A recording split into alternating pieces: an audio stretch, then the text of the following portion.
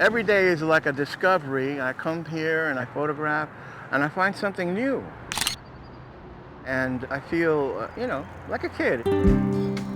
I like to start from Starlight Park here and take the Greenway and all the way down to Long Island Sound. And as I go through each park, I try to document all the migrating birds that are inhabiting the river. Just this past year, I've seen the biggest increase in biodiversity.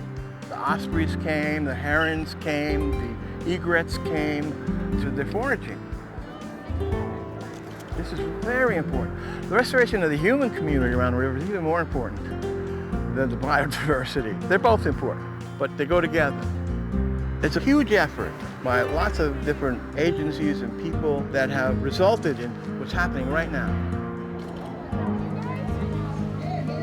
People need to understand that we're no different than people in the suburbs who are preserving that lake, that we're no different than people out west who are preserving the grazing lands, who want the open spaces kept open. We're no different. It's just that we are in cement and asphalt, and we're trying to do something out of that.